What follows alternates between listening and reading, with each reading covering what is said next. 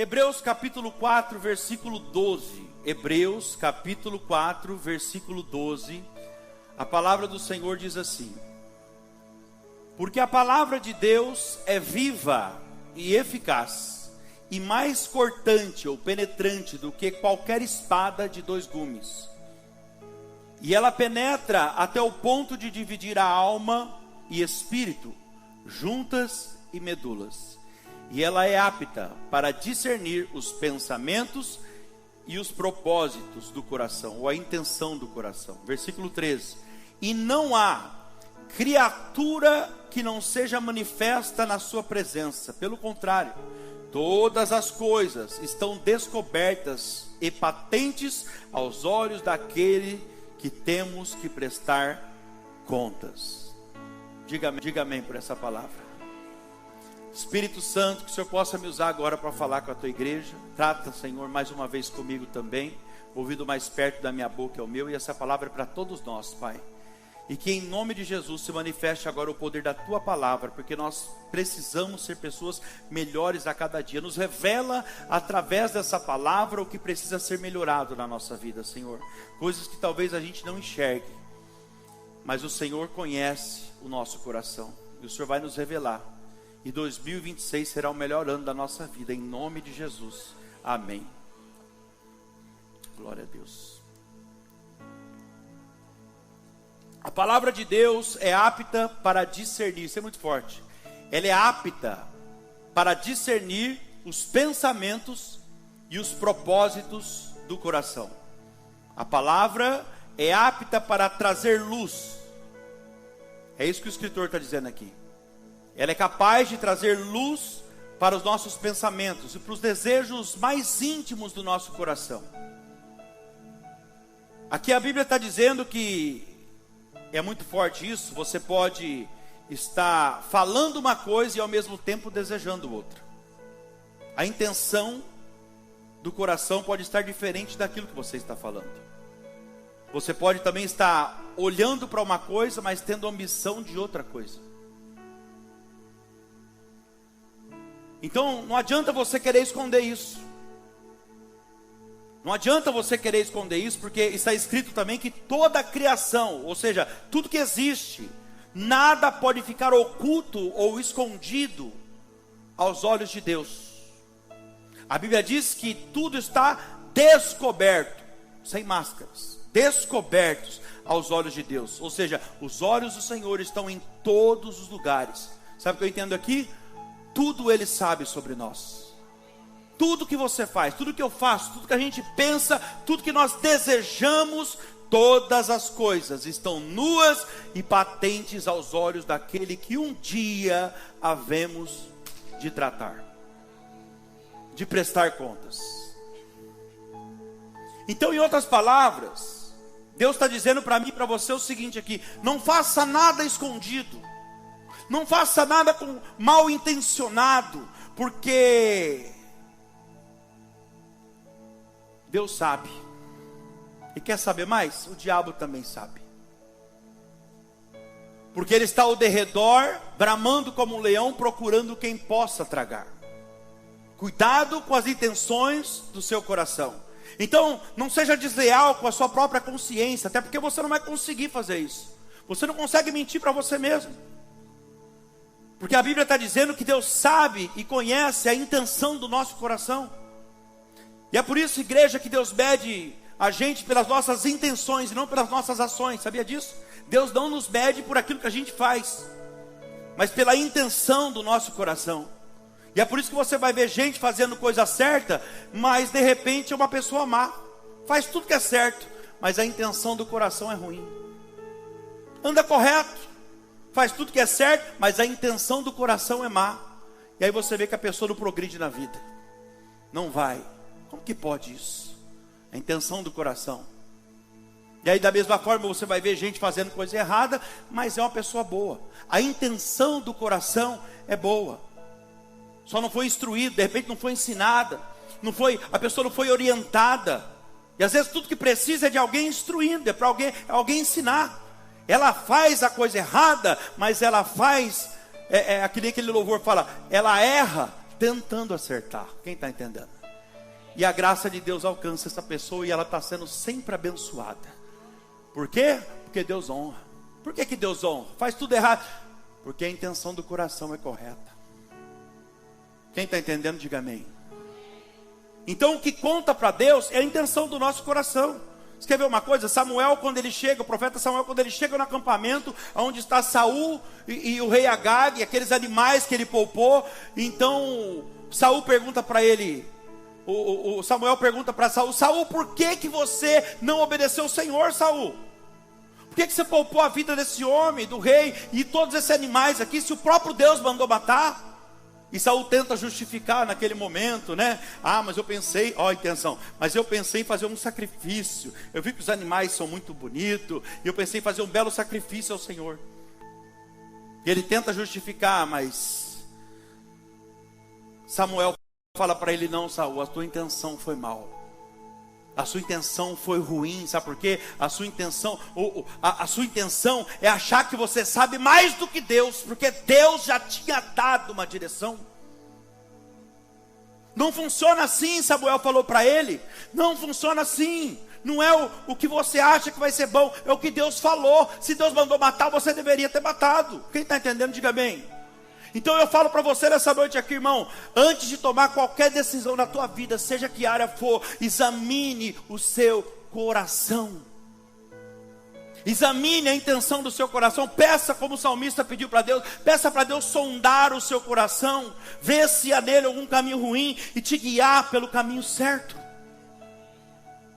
No Salmo 139, versículo 24, é exatamente isso que Davi disse. Senhor, vê, tem coisas que eu não enxergo, às vezes eu faço até de forma inconsciente, mas vê se há em mim algum caminho mau, e se tiver, me revela, e guia-me pelo caminho eterno. Guia por aquele caminho que o Senhor sabe que é certo. Ah, irmão, escuta o que eu vou te falar aqui. Tem muita gente seguindo o coração, achando que está certo, e não está. Porque a Bíblia diz, não é eu que estou falando, a Bíblia diz que o nosso coração, ele é enganoso. Nós precisamos parar de agir por sentimento, por emoção. Nós precisamos agir conforme Deus direciona. Como, pastor? Você vem no culto 3 vezes por semana, é impossível Deus não te dar uma direção em cima daquilo que você quer. Eu quero fazer um desafio para você aqui. Eu fiz com o pessoal da manhã, e a maioria entrou nesse desafio.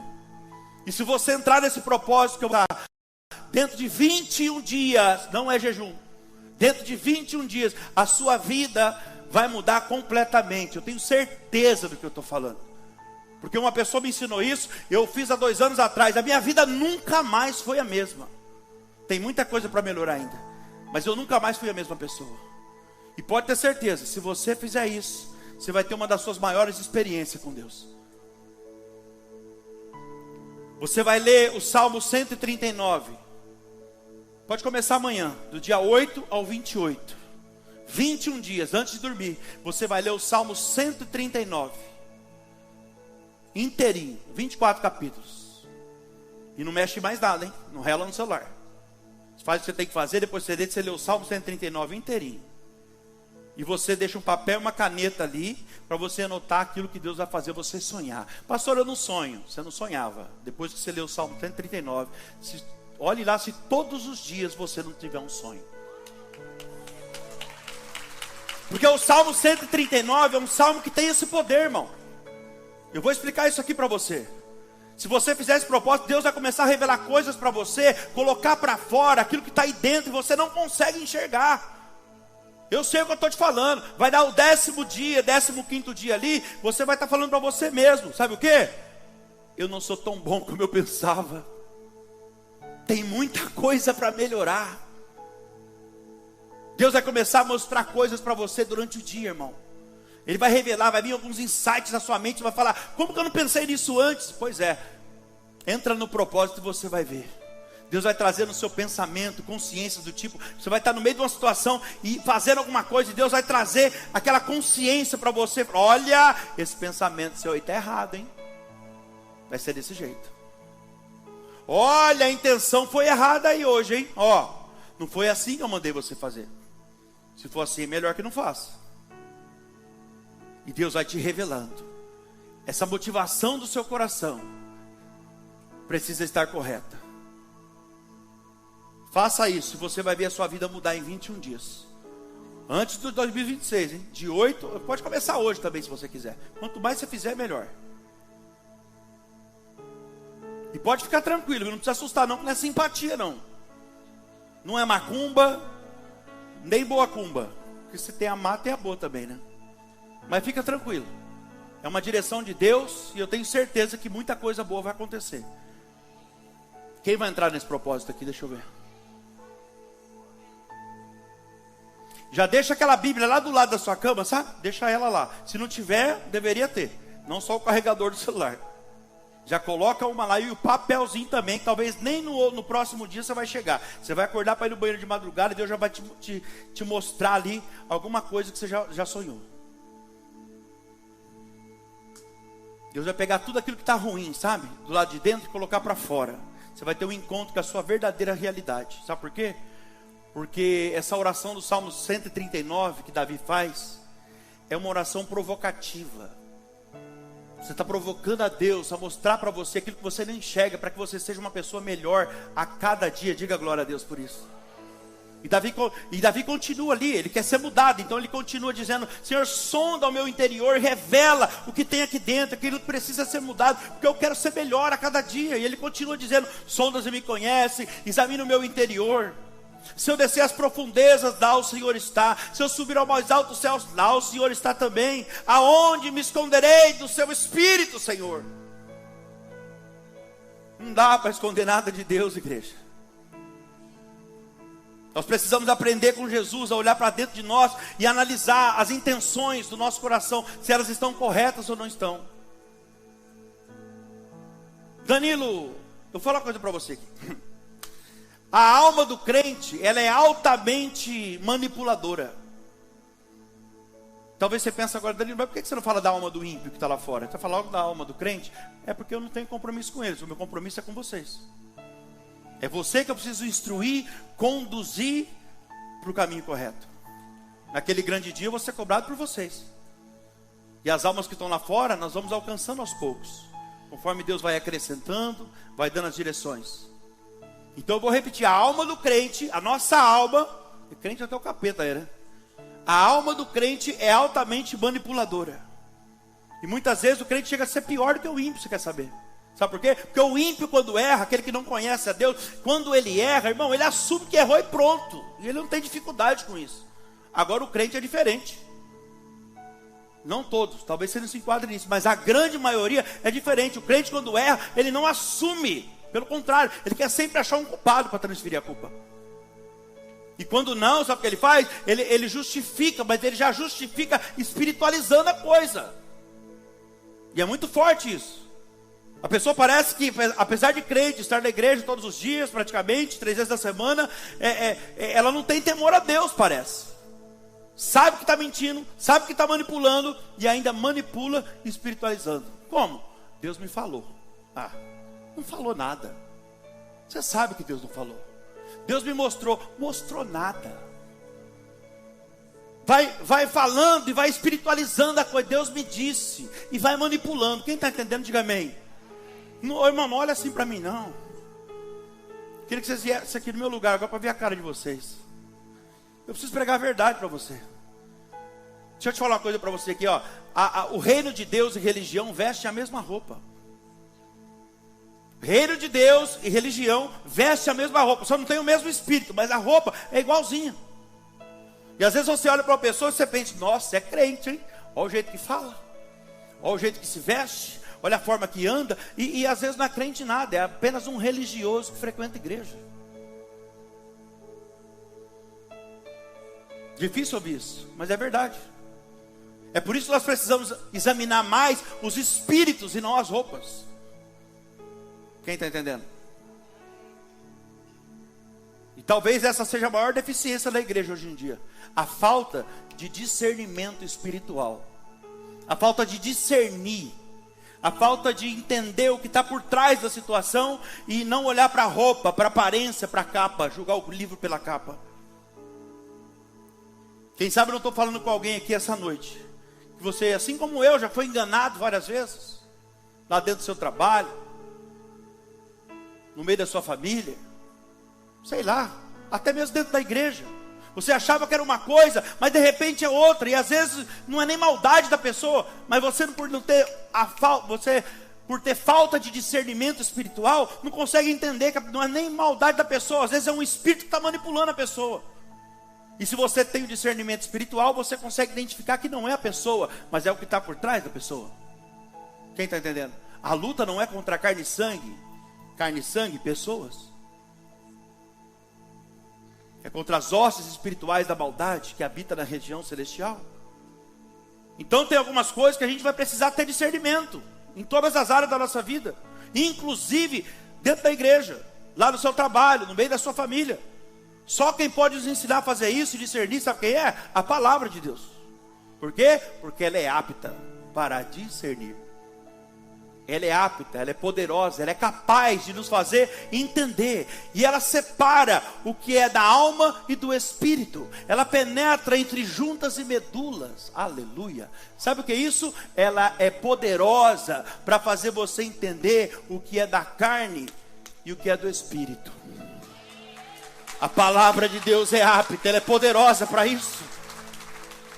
A palavra é apta para discernir os pensamentos, os nossos pensamentos e as mais profundas intenções do nosso coração. E ela entra na divisão de juntas e medulas, aleluia. E olha que interessante, nós precisamos inclusive discernir o que é crescer e multiplicar. E foi exatamente isso aqui, uma direção que Deus me deu aproximadamente há 1 mês e meio atrás. Porque às vezes, para multiplicar ou expandir o reino, é preciso parar de crescer um pouco. Quem está entendendo? Porque às vezes eu estou crescendo, mas não estou multiplicando. E crescer demais tem a ver comigo. Agora, multiplicar tem a ver com os outros à minha volta. Quem está entendendo? Todos precisam crescer. O reino de Deus precisa ser expandido. Crescer é algo muito pessoal. Crescer é visão do homem. Mas multiplicar, expandir o reino, enviar pessoas, aleluia, isso tem a ver com o reino de Deus. Você pode aplaudir Jesus por isso? Eu posso crescer, claro que eu posso. Mas o meu crescimento não pode ser só para mim. Ele não pode parar em mim. O meu crescimento tem que tocar as outras pessoas também. Quem está entendendo? Permitindo que elas cresçam, permitindo que o reino de Deus também cresça. Todos vocês que estão aqui, você não foi chamado para ficar ouvindo os pastores pregar aqui. Você foi chamado para fazer alguma coisa. Eu não sei qual vai ser o momento, mas uma coisa é certa: você não vai ficar sentado aí nem se você quiser. Vai chegar o momento que Deus está te enchendo, Deus está te dando bagagem, e daqui a pouco, isso que você escuta aqui, sendo dentro, sendo fora da igreja, Deus vai colocar pessoas no seu caminho e falar: meu, é aquilo que eu ouvi ontem, e essa pessoa está precisando, e você vai ser uma fonte a jorrar na vida dela. Deus está te treinando ainda. Tem um texto que Deus falou muito forte comigo esses dias. Eu quero compartilhar com você, porque eu acho que vai falar com você de alguma forma também. Deus falou comigo, me deu essa direção da multiplicação. Por isso nós estamos correndo com a reforma lá do prédio do bairro Ipiranga. Atos capítulo 28, versículo 30 e 31. Olha só, porque eu sou uma pessoa muito intensa naquilo que eu faço.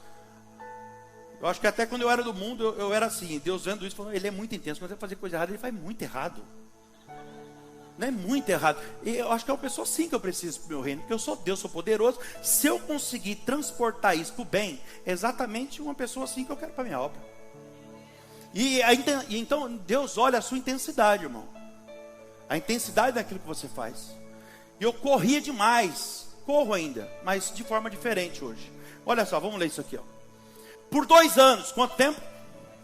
Permaneceu Paulo na sua própria casa, que alugara. Onde ali, agora parado. Paulo corria que nem o Danilo, mais do que eu, né? Onde recebia todos, ali agora ele estava parado. Onde ele recebia todos que o procuravam. Pregando o reino de Deus e com toda a intrepidez, sem impedimento algum. Ele ensinava as coisas referentes ao Senhor Jesus para essas pessoas.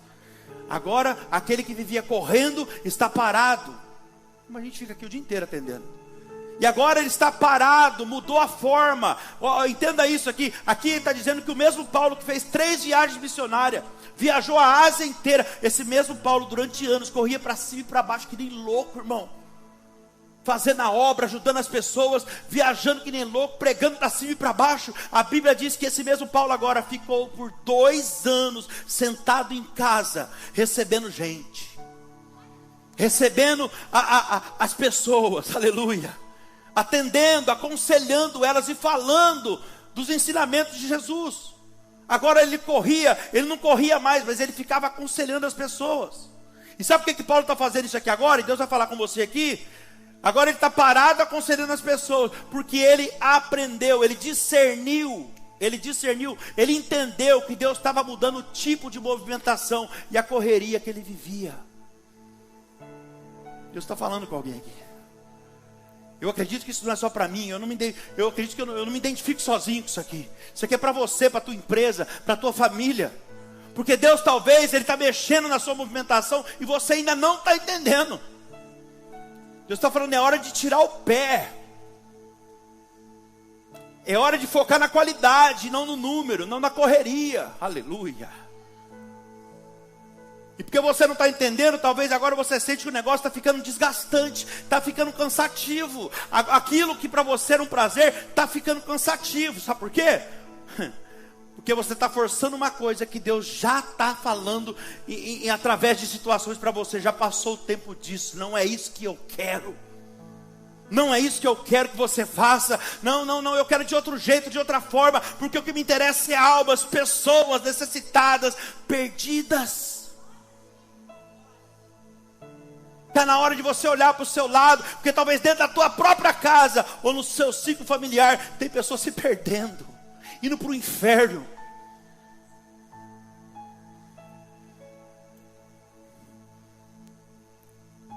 Eu vou falar uma coisa para você aqui.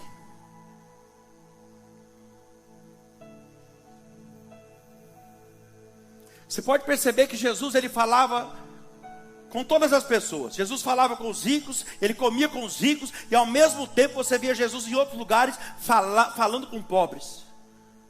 Sim ou não? Ele não fazia acepção de pessoas. Jesus não fazia acepção de pessoas. E com os pobres ele ainda fazia algo a mais, porque ele multiplicava os pães quando ele percebia que eles tinham necessidade. Jesus fazia isso, sim ou não? Jesus não fazia, vou repetir, Jesus não fazia acepção de pessoas. Jesus sentava e ele comia com os ricos e com os pobres. Mas você pode perceber uma coisa que me chamou a atenção: Jesus nunca juntava os 2 grupos no mesmo lugar. Sabe por quê? Porque Jesus conhece a intenção do coração de cada um. Ele sabia que não ia dar certo. Você vai ver Jesus juntando os ricos e os pobres no mesmo lugar? Nunca. Pode procurar, você não vai conseguir ver isso na Bíblia.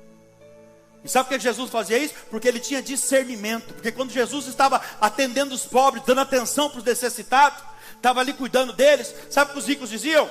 Isso é perca de tempo. Isso é perca de tempo. Certa vez, e ao contrário também, você acha que o pobre escapa? Todo mundo julga, irmão. Certa vez Jesus foi comer na casa de Simão, o leproso, que para mim nem era leproso mais, porque se fosse leproso não estava sentado na mesa dentro da cidade com as pessoas, não podia nem ficar ali. Então certamente ele já tinha sido curado. E esse Simão era uma pessoa muito rica. E Jesus vai comer na casa dele. De repente a Bíblia diz que entrou uma mulher invade a casa. E ela entrou na casa, uma prostituta. E aí a Bíblia vai dizer que essa mulher entrou na casa e ela lavou os pés de Jesus com lágrimas. Ou seja, ela chorou nos pés de Jesus. E como se não bastasse, sabe o que ela faz? Ela pega os próprios cabelos dela, não pegou um pano, não pegou uma toalha, ela pegou seus próprios cabelos e enxugou os pés de Jesus. Ó, tem um crente ali. E além disso, ela passa a mão num bálsamo de nardo puro, um frasco de perfume muito caro. E ela começa a derramar aquele perfume no pé do mestre. Aleluia. Ela ungia os pés de Jesus com unguento de nardo puro. E Simão, o dono da casa, que era um homem rico, mas Simão agora, sabe o que ele vai fazer? Quando ele vê Jesus não falando nada para aquela mulher, ele começa agora a discriminar a atitude de Jesus, só de deixar ela fazer aquilo. Ele começa a julgar agora. Sabe o que ele fala em pensamento? Depois você lê o texto lá. Não é profeta não. Se fosse profeta, ele saberia quem é essa mulher que toca nele. Pelo jeito ele sabia quem ela era, né? Hã? Entrou sem bater na casa dele. Estranho, né? Tinha acesso ali. E estava julgando Jesus, mas você percebe que talvez aquela mulher já tinha ido várias vezes na casa dele, né? Entrou sem bater, fez o que fez, e ele já está dando até o diagnóstico dela aqui. E quando Jesus estava com os pobres, aconselhando, sabe o que acontecia? Pregando para os pobres, os ricos diziam que era perca de tempo. E quando Jesus estava com os ricos, os pobres julgavam também e falavam: ah, lá, tá vendo? Não é profeta nada, se fosse profeta não está sentado com o rico. Não escapa, irmão. Por isso que Jesus nunca juntou os dois grupos. Ele pregava para os dois grupos, mas pregava separado. Está entendendo isso? Por quê? Porque tem gente que não entendeu nada ainda o que é o Evangelho de Cristo. Tem gente, eu estou falando isso para você, porque tem gente que talvez está dentro da igreja há anos e não entendeu absolutamente nada o que é o Evangelho de Cristo ainda. Tem pessoas, por exemplo, que vê a gente gastar dinheiro e tempo com pessoas necessitadas, como um morador de rua, que a gente passou o vídeo para vocês, e de repente, a pessoa tem a cara de pau de falar assim: ó, onde já se viu isso? Que absurdo, para que isso? Não precisava, dá para pôr mais um ar na igreja, dá para fazer outras coisas. Deixa eu te falar uma coisa, uma alma, diz Deus, que uma alma vale mais que o mundo inteiro. Deus está lá preocupado com o ar, Deus está querendo gente, pessoas perdidas. Uma alma vale mais que o mundo todo. Tem gente que, se não vigiar, irmão, acaba sendo usado pelo diabo dentro da igreja. Já passou da hora da gente entender que o que queima no coração de Jesus é almas, é gente, é pessoas e mais nada. Inclusive o que o seu dinheiro pode comprar, o que o dinheiro pode colocar, o que o dinheiro... Escuta, isso não tem valor nenhum para Deus. Sabe o que tem valor para Deus? Aquilo que o nosso dinheiro não pode comprar. Sua salvação, a sua família, o teu chamado. Sabe lá você quando custa um chamado, irmão? Não tem preço. É um privilégio Deus olhar para você um dia, te escolher, te levantar, e daqui a pouco você está murmurando daquilo que você está fazendo. Cuidado, irmão, Deus conhece o teu coração. E tem outra classe de pessoas também que nem sabe às vezes o que a gente faz e julga da mesma forma. Nem sabe o que a gente faz durante o dia com todo mundo, até com o morador de rua. Mas tem aquela classe de pessoas invejosas, ciumentas. E essa classe, quando vê você sentado com o rico, sabe o que eles falam? Ah lá, não é profeta nada, agora só tem amiguinho rico. Desse jeito. Por isso que Jesus nunca sentou com os dois grupos. Ele sabia discernir quem eram as pessoas que estavam ouvindo ele, qual era a intenção do coração delas. Irmão, Jesus falava com cada pessoa de forma que elas entendiam. Você consegue ver isso? Quando Jesus falava com um pescador, por exemplo, ele falava assim, ó: o reino dos céus é semelhante a uma rede. Oh, aleluia. Quando ele falava com um camponês, com um homem do campo, sabe como ele falava? O reino dos céus é como um campo que um homem pagou um alto preço. Deu o filho dele, ó, pagou um alto preço e comprou aquele campo. Ele falava falava com o agricultor, com o semeador. Sabe o que ele falava? Ah, o reino dos céus é como uma semente. Quem está entendendo? Ele falava numa linguagem que todas as pessoas entendiam claramente. Jesus está falando hoje aqui, ó, e está fazendo cada um entender de forma claramente, de forma clara, o que ele quer que você entenda. Jesus não julgava ninguém, sabe? Mas as pessoas, infelizmente, não são como Jesus. É isso que eu quero que você entenda. As pessoas não são como Jesus e quer saber, nem espere que elas sejam, elas não vão conseguir. A maioria das pessoas, infelizmente, só sabe julgar o tempo todo. O tempo todo. Se você prosperar na vida, aparecer de carrão lá no teu trabalho, aqui na igreja, qualquer lugar, sabe o que vão dizer? Está traficando, está vendendo tóxico. É só esperar para ver, aí tem. Satanás. É desse jeito, irmão. E se tudo der errado, você perder o carrão e voltar para a bicicletinha, as mesmas pessoas vão dizer, sabe o quê? Ah, só pode estar no pecado isso aí. Está na igreja todo dia, oferta, dizima, não perde um culto. Essa baiana amarrada no arame aí, está errado esse negócio aí, velho. Tem Deus nisso aí não. Então o povo, infelizmente, as pessoas, o ser humano, ele sempre vai julgar você por aquilo que você está fazendo. Se você está fazendo certo, você está fazendo errado, ele vai falar do mesmo jeito.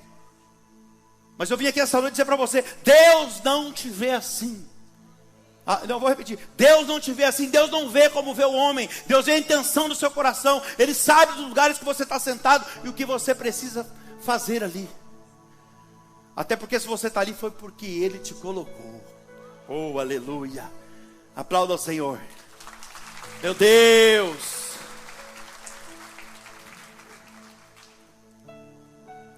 As pessoas hoje em dia, igreja, elas estão mais preocupadas com a aparência visível delas, do que com a reputação e a consciência pura diante de Deus. Aquilo que está dentro de nós. Aleluia. Escuta bem o que eu vou te falar aqui.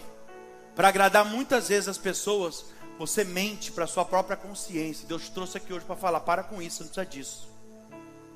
Para agradar muitas pessoas, você mente para a sua própria consciência. Para agradar pessoas muitas vezes, você fala o que elas querem ouvir. Deus trouxe você aqui hoje para falar, para com isso. Você não precisa disso. Coloca uma coisa no seu coração, você não está aqui nessa face dessa terra para agradar todo mundo. Se nem Jesus conseguiu agradar todo mundo, você acha que você vai conseguir, irmão? Que loucura é essa? Como eu disse terça-feira, porque é por isso que os púlpitos das igrejas hoje, pelo menos da maioria das igrejas hoje, estão cheios de mensagens, pregações de almas, que mexe com a alma da pessoa, que toca no sofrimento das pessoas, e parece que elas gostam disso. Você dificilmente, hoje você vai ver uma igreja, tem muitas, mas é raro você achar uma igreja que confronta o caráter da pessoa, o pecado dela, como nós fazemos aqui. Uma palavra como essa hoje, que confronta mesmo. Dá para ouvir até os pernilongos passeando aqui hoje. Oh, glória. Santa Ceia. Os altares estão cheios de canções hoje. Não tem adoração, é canção. Canção de alma, que faz a pessoa lembrar do sofrimento dela. Esse vale, esse estreito que você passa, e não sei o que, e a pessoa chora, sabe, cheio. Não tem adoração a Deus, exaltar o nome dEle, como falamos na terça-feira aqui. São canções que faz a pessoa chorar. É como eu disse para vocês na terça-feira, uma coisa é você chorar lembrando da dor, das feridas, da dor que você está passando, porque uma letra de uma canção está fazendo você lembrar da sua dor. Outra coisa é você chorar na presença de Deus, porque você está contemplando aquilo que é eterno. Uma coisa é você chorar, é você chorar porque está sofrendo, passando um momento difícil. Outra coisa é você chorar porque você tem a convicção no teu coração de que um dia você vai encontrar com Ele, você vai ver Ele, você vai morar com Ele. É diferente. Irmão, eu não sei o que você está passando nesse momento da sua vida, em alguma área, mas a Bíblia diz que as aflições, momentâneas aflições do tempo presente, isso que você está passando agora, não se compara com a glória de Deus que em ti há de ser revelada. E não importa o tamanho da dificuldade que você está passando, a Bíblia diz que não se compara com a glória, com aquilo que Deus vai fazer na sua vida ainda. A qualquer momento, quando você menos esperar, a glória de Deus vai se manifestar na sua vida. Diga a glória a Deus. Então entenda uma coisa, viva a sua vida na presença de Deus e para de ficar dando explicação para tudo. Olha Deus falando com alguém aqui. Para de ficar dando explicação para tudo e para todos. Você não precisa disso. Sabe por que você não precisa? Porque Jesus te conhece. Isso basta. Vou repetir, Jesus te conhece. Você não precisa ficar justificando nada para ninguém, com medo talvez de ser rejeitado, com medo de ser reprovado por alguém. Escuta o que eu vou te falar, que reprove, irmão. Para que você quer ser aceito num mundo que Jesus foi rejeitado? Você é melhor do que Jesus? Você não é melhor do que Jesus. O próprio Pedro, quando falou, você vai morrer agora, nós vamos crucificar você igual a Jesus. Não, igual ao meu mestre, não. Eu nunca vou ser igual a ele. Então faz o seguinte, põe a cruz de ponta cabeça. Igual a ele, não. Eu não sou digno. Agora você quer ser aceito num mundo que Jesus foi rejeitado? Coloca para mim o Salmo 139. Eu não vou aguentar esperar 21 dias. Ai, meu Deus. Deixa eu entrar aqui que eu vou lendo junto. Meu pai, deixa eu ver a hora. Ixi, tá legal. Salmo 139, versículo 1. Olha só, é o propósito. Davi então começa: Senhor, tu me sondas e me conheces. Sabe quando eu me aceito, quando eu me assento, quando eu me levanto. De longe penetras os meus pensamentos. Esquadrinha o meu andar e o meu deitar. Conhece todos os meus caminhos. Ainda a palavra não chegou na minha boca, na minha língua, e tu já sabe o que eu vou dizer. O Senhor já conhece todas elas. Tu me cercas por trás e por diante, e sobre mim põe a mão. Tal conhecimento é maravilhoso demais para mim, Senhor, e de sobremodo elevado não posso atingir. Para onde eu me ausentarei do teu espírito? Para onde eu me esconderei de ti? Para onde eu fugirei da tua face? Se subo aos céus, lá está. Se faço a minha cama no mais profundo do abismo, lá estás também. Aleluia. E se tomo as asas da alvorada ao nascer do dia e me detenho nos confins dos mares, ainda lá haverá de guiar a tua mão e a tua destra me sustentará. Se eu digo as trevas, com efeito me encobrirão, e a luz ao redor de mim se fará noite, até as próprias trevas não te serão escuras, porque as trevas e a luz para você, para o Senhor é a mesma coisa. Sabe o que Deus está dizendo aqui? Vamos parar aqui. Não adianta apagar a luz, não adianta se esconder. Ele vai encontrar você onde você estiver. Ele vai te buscar, porque a obra que Ele começou um dia na sua vida será aperfeiçoada a cada dia, você queira ou não. Você pode se esconder dentro de uma boate, numa balada, você pode ir no pagode, você pode ir onde você quiser, esconder atrás de prazeres, de desejos. Ele vai te encontrar, irmão, porque nada nem ninguém pode escapar dos olhos dele, porque a Bíblia diz que toda a criação está exposta diante dele. Deus sabe como te encontrar. Então entenda o que Deus está dizendo para você hoje aqui, ó. Pula para dentro enquanto é tempo.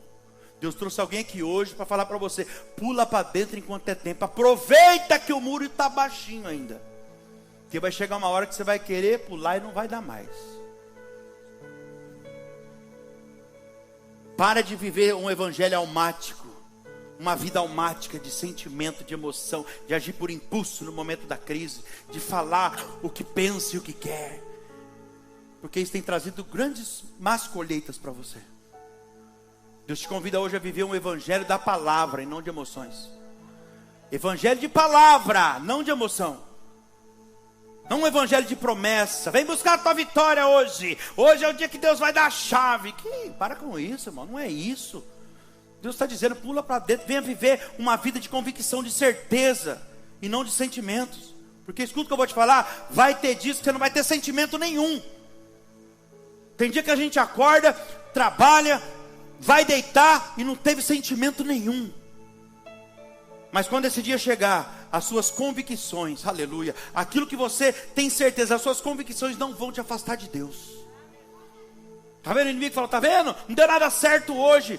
Nada me afastará do amor de Deus. As convicções que eu tenho no meu Deus não me afastará dele. Não é porque deu certo hoje que não vai dar certo amanhã. Deus está dizendo: pula para dentro. Nada pode te afastar dele. Inclusive lá em Romanos vai dizer, eu preguei no velório hoje, 4 horas da tarde, fiz um ofício fúnebre, e eu falei sobre isso lá. Nem a morte, nem a vida, nem principado, nem potestade, nem presente, nem futuro, nem a altura, nem a profundidade, nada poderá nos separar do amor de Deus que está em Cristo Jesus. Nada. Coloca o versículo 13 para mim, vamos correr aqui. O número é ruim, mas a mensagem é boa. Oh, glória. É número do azar, né? 13. Pois tu formaste, isso aqui é muito forte. Pois tu formaste o meu interior, Senhor. Imagina você lendo isso 24 dias. A sua alma ouvindo isso, o seu interior ouvindo isso. Você aguarda. Pois tu formaste o meu interior. Tu me teceste no seio de minha mãe. Graças te dou, visto que por modo assombrosamente maravilhoso me formaste. As tuas obras são admiráveis, Senhor. E a minha alma, a minha alma sabe muito bem disso. Versículo 15, os meus ossos não tinham sido formados ainda, ó. Eles foram encobertos, enquanto no oculto fui formado. Ah, meu Deus. Entretecido, como nas profundezas da terra, os teus olhos me viram, a substância ainda informe. Nem tinha sido formado no ventre da minha mãe, Deus já me conhecia. Diga glória a Deus. No teu livro foram escritos todos os meus dias, quando, cada um deles escrito e determinados pelo Senhor, quando nenhum deles eu ainda havia existido. Que preciosos para mim, ó Deus, são os teus pensamentos, e como é grande a soma deles. Em outras palavras, sabe o que ele está dizendo aqui? Não tem jeito para você, irmão. Não tem jeito para você. Só alguém que te conhece tanto assim como ele, que é que pode te guiar. Você pode achar que você sabe o melhor caminho para você, você pode achar o que é melhor para você. Só alguém que te conhece tanto como ele assim, é capaz de conduzir a sua vida. E não adianta você dizer, eu sou isso, porque eu sou aquilo. Você não é nada. Só ele sabe quem você é. Só ele sabe quem você é. Oh, Jesus. E Deus está falando para alguém aqui hoje. Você não se conhece. Você acha que se conhece. Você não se conhece, mas eu te conheço, diz o Senhor. Eu sei, eu te conheço, e eu trabalho, e tem mais, eu te conheço e eu te chamo pelo nome. Eu tenho o teu nome escrito na palma da minha mão. Antes de você ser formado no ventre da tua mãe, eu já te conhecia. Aleluia. Eu escrevi sobre você num livro, sabia? Eu escrevi sobre você no meu livro, no livro da vida. E você não tinha nem nascido ainda, nem um dia você tinha existido. Já estava toda a tua história escrita. Quer saber? Eu sei todos os seus dias. Eu sei como tudo vai acontecer. Você não sabe, você está aí preocupado com quanto que vai vencer daqui 30 dias, 20 dias. Eu já sei tudo.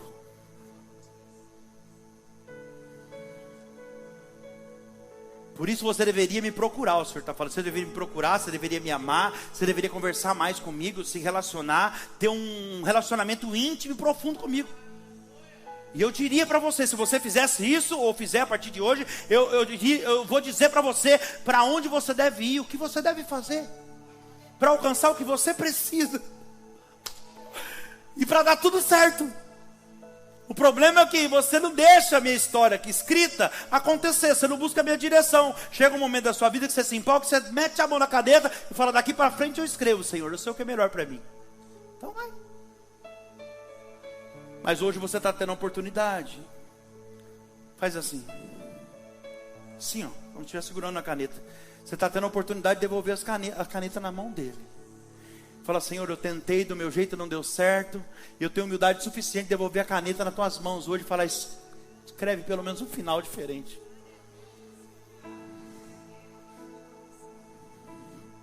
Daqui para frente, escreve pelo menos um final diferente.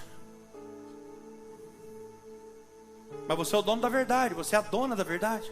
Você está certa muitas vezes, você está certo, e a Bíblia está errada. Então vamos ver até onde vai.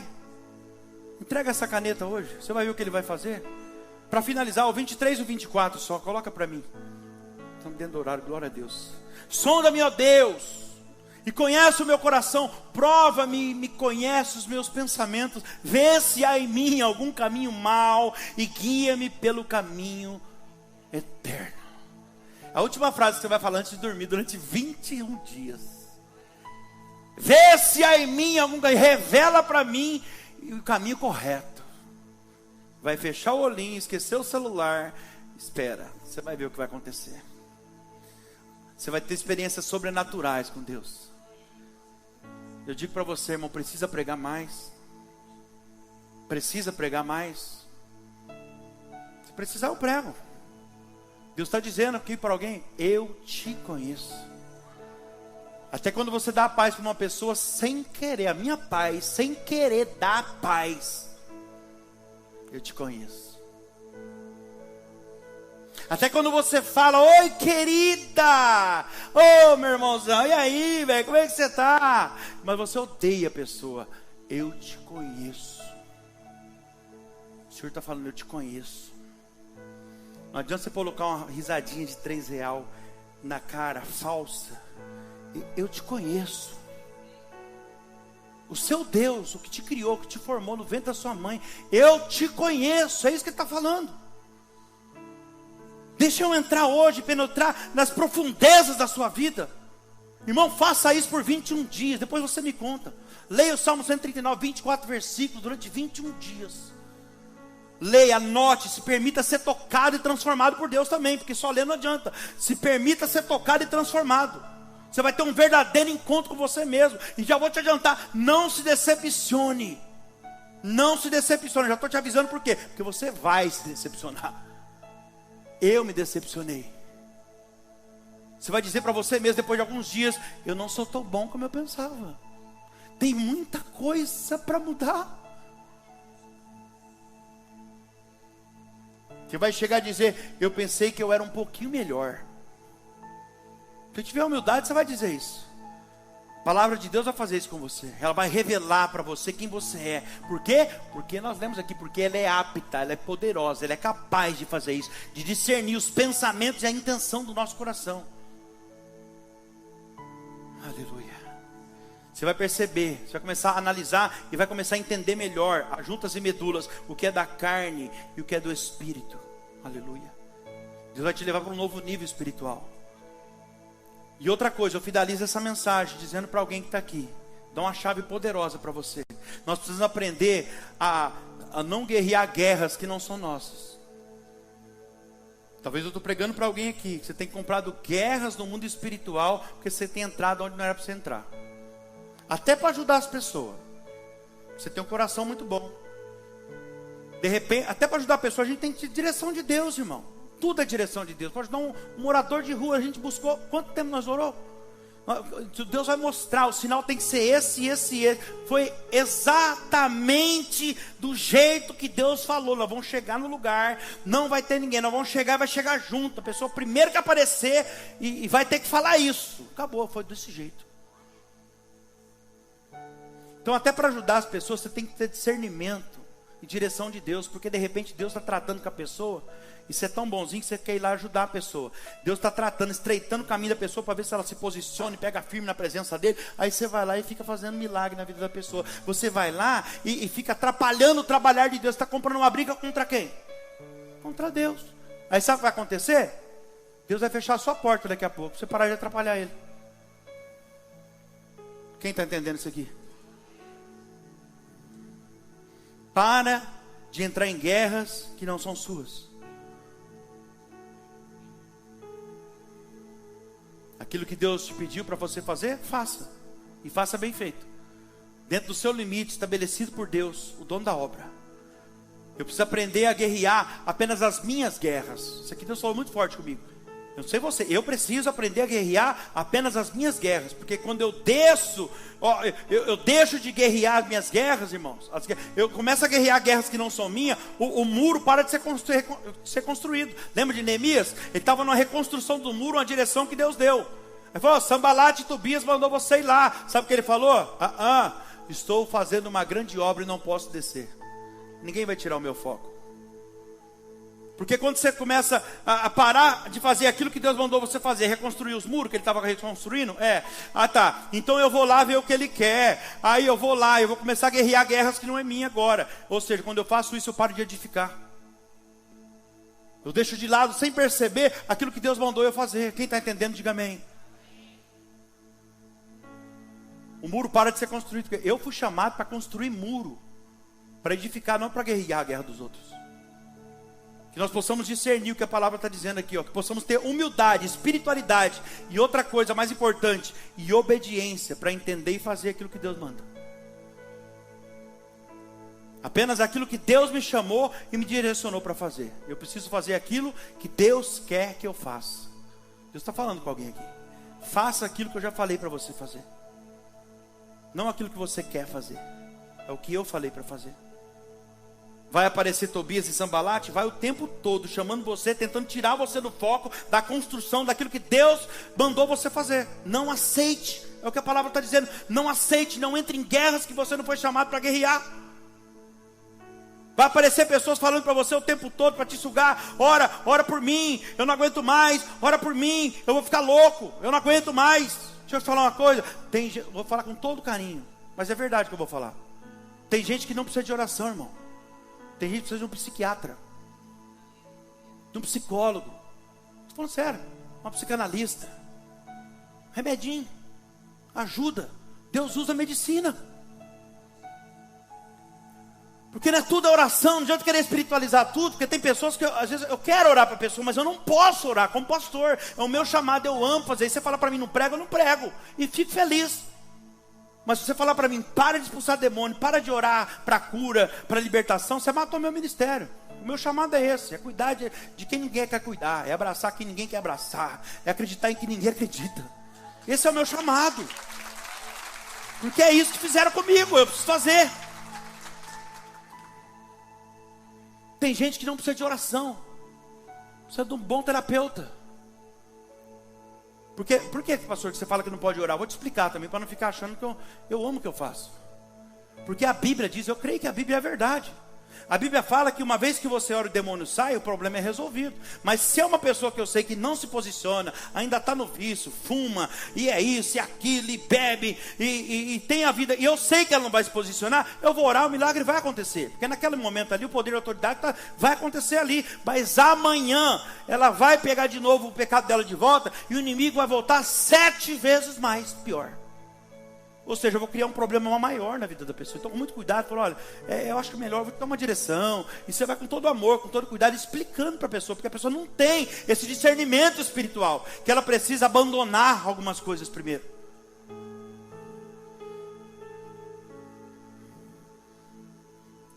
Porque oração só cura quem se permite ser curado, irmão. Vou repetir isso aqui. Oração só cura quem se permite ser curado. A oração só cura quem reconhece o seu erro, quem se arrepende. A oração só resolve quem confessa o seu pecado com humildade. Porque como foi bem pregado aqui da quinta-feira, o orgulho, ele antecede a queda, mas a humildade leva a pessoa à honra. Reconhecer o erro, é isso, pastor? Então é isso mesmo, precisa renunciar, né? Então tá bom, o senhor me ajuda em oração, hein? Vamos jejuar junto. Estou renunciando agora, amassa esse cigarro aqui, já põe no altar e ora para mim que eu vou ser curado. É diferente. Resumindo, a oração só cura aqueles que se permitem ser tocados.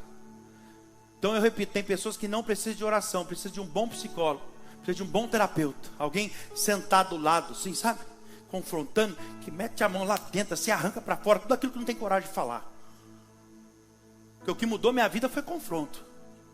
Eu não sei se você funciona, você deve estar funcionando, né? Porque a tua vida mudou bastante. E aqui você é confrontado o tempo todo na palavra.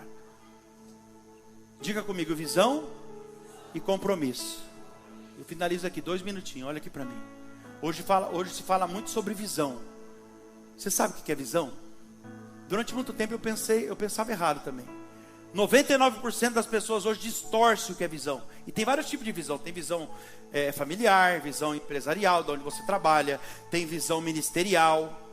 Tem todo tipo de visão. E na igreja, ministerialmente falando, 99% das pessoas distorcem o que é visão na obra de Deus. Elas acham que visão é sempre aquilo que deve ser feito. Às vezes a pessoa chega de outra igreja e fala, qual que é a visão aqui? O que tem que fazer? Isso é visão, irmão. Visão não é nada disso. Visão parte apenas de uma direção, de uma pessoa que Deus já estabeleceu. E não é o que tem que ser feito. O que tem que ser feito é método, é regra, é norma. Isso aí não é visão. A visão da nossa igreja, por exemplo, Deus já estabeleceu para mim desde o início algumas coisas que não será mudada. Jamais. E nem se eu quiser mudar, Ele não vai deixar. E ai de mim se eu teimar e querer mudar, irmão. Vou te falar para você, se eu fizesse tudo que eu queria, e às vezes até dá para fazer, e Deus fala, não é a hora. E é coisa boa. Mas Deus conhece o que eu não conheço. Deus vê o amanhã. Deus já sabe tudo. Eu tenho entendido nesses últimos tempos que visão não tem nada a ver com a forma que deve ser feito. O que deve ser feito é método, não é visão. Danilo, qual que é a visão da nossa igreja então? A visão da nossa igreja tem a ver com aquilo que eu sou. Para ficar mais bonito, que eu diminua e ele cresça. A visão da igreja em si tem a ver com aquilo que eu sou, não. Tem a ver com aquilo que eu me tornei nele. Porque Porque quando eu não estiver mais aqui, isso tem que estar no seu coração de forma natural, não é nada imposto também. Tem que estar no seu coração de forma natural. O pastor Danilo é assim, ele é assim, e é assim. Amanhã, se eu não estiver mais aqui, vocês vão continuar fazendo a mesma coisa. Acreditar em quem ninguém acredita, abraçar quem ninguém quer abraçar. Isso é a visão. Em outras palavras, aquilo que nós estamos fazendo tem que nos tornar uma pessoa melhor a cada dia. Porque no final das contas, quer saber? No final das contas, o que vai valer não é o que a gente fez, e sim quem nós nos tornamos. Você pode fazer muita coisa, mas se você não se tornar quem Deus quer que você se torne, não valeu nada. Por isso que naquele grande dia a Bíblia vai dizer que muitos vão falar assim: Senhor, em teu nome eu fiz. Em teu nome eu fiz, eu expulsei demônio, eu curei enfermo, eu fiz isso, eu profetizei. Em teu nome eu fiz, Senhor. Sabe o que ele vai falar? Eu não te conheço. Apartai-vos de mim, porque eu não te conheço. Porque por mais que você fez, no final de tudo você não se tornou quem eu queria que você se tornasse. Você passou a vida inteira fazendo coisa boa, eu vi que você fez, mas você não se tornou quem eu queria que você se tornasse. Você só fazia, e continuou sendo a mesma pessoa que você era do mundo. Está entendendo?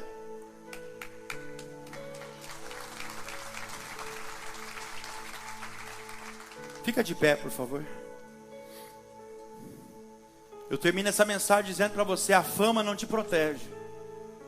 Olha para mim. A fama não te protege. O dinheiro não te protege.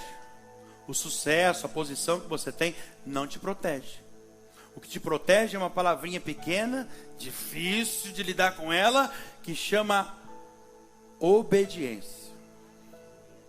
O que te protege é obediência, e tem mais, viu? Não é imposta não. É uma obediência, eu vou falar, Jesus. É uma obediência que você mesmo propôs a ter em Cristo. Quando você nasceu de novo através do batismo, é isso que você está falando. Eu prometo agora ter uma vida com o Senhor e viver as suas vontades. Então foi você que fez isso aí. Não é Ele que impõe. Você tomou essa decisão. Então você precisa fazer as vontades dele agora, a partir de agora, e não as suas vontades. Jesus não está no céu, passou tudo que passou por nós para fazer as nossas vontades. Não foi para isso. Você precisa medir, colocar na balança, medir as suas vontades, e ver se realmente as suas vontades é a vontade de Deus para você. Meu Deus. E às vezes a vontade de Deus tem que ser para a vida de outras pessoas, sabe? Às vezes a vontade de Deus é para que você viva mais para a vida de outras pessoas do que para a sua própria vida. Seja na empresa, na família, na igreja. E não quero entender salvação no sentido de como você precisa fazer para salvar você mesmo. A Bíblia diz que nós somos salvos para dar nossa vida em salvar a vida de outras pessoas agora. É isso. Você foi salvo um dia, então agora você deve dar a sua vida para a salvação de outras pessoas. Coloca a mão no seu coração, quero orar com você agora.